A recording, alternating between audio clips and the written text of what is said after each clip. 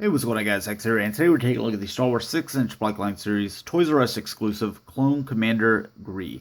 Now, this guy comes with 3 accessories, but he comes with 4 different parts that can come off on him. So, first off, taking a look at the accessories, you can see that he comes with this rifle here, which really isn't painted at all. It's just this gray plastic, so it's a little unfortunate. He has a lot of detail, really the way that I want an exclusive to be.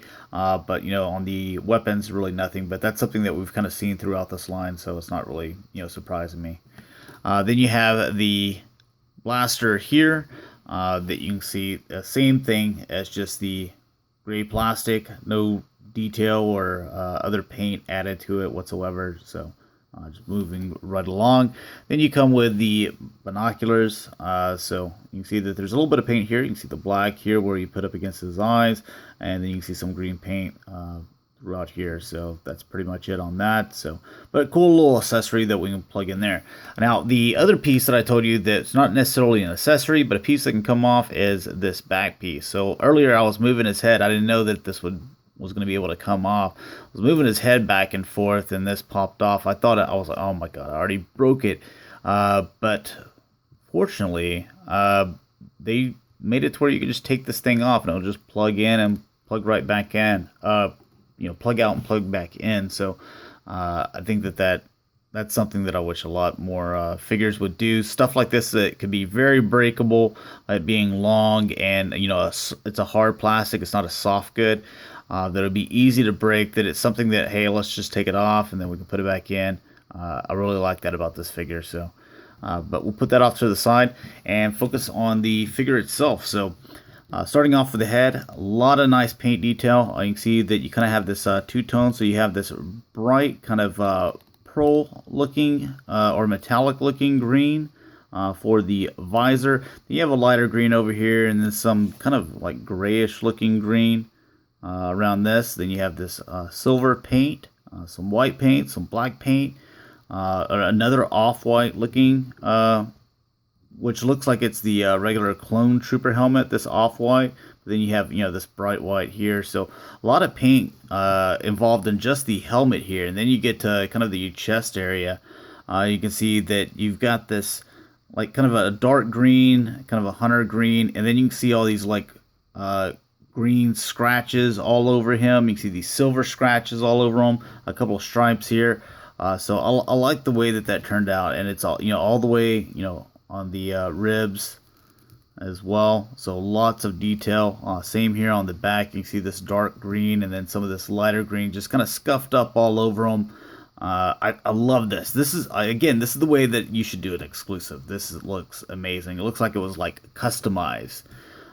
So you get all these little extra little little packs and stuff going around him, which I think looks really cool.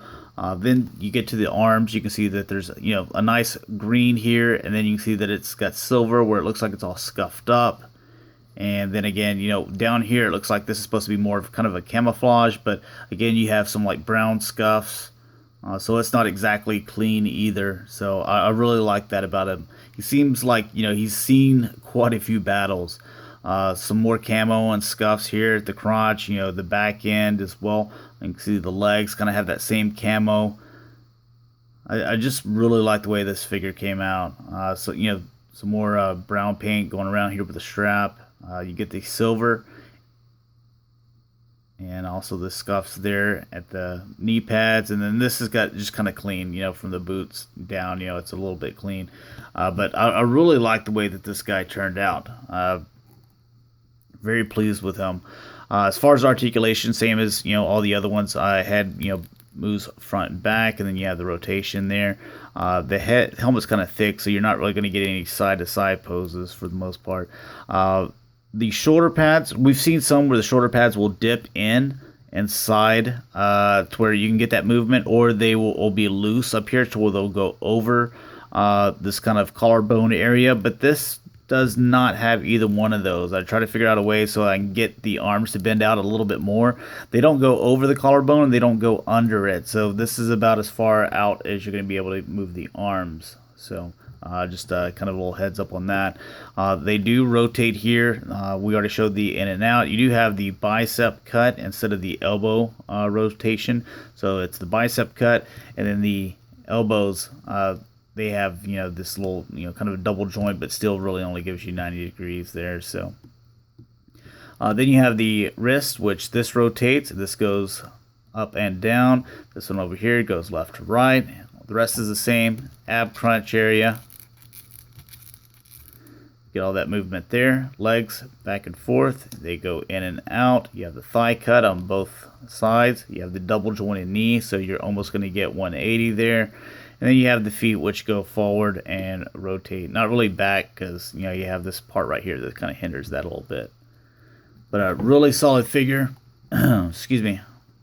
Glad I got him. I actually ordered him online, thought I was going to miss out on him, and he popped up again on their ToysRus website. I ended up ordering him, and then whenever I went to midnight release on Force Friday, they had like a whole case of him. So you might check back with your ToysRus, see if they have him in stock. But anyways, thanks a lot for watching, guys. Hopefully you enjoyed, and I'll talk to you later. Peace.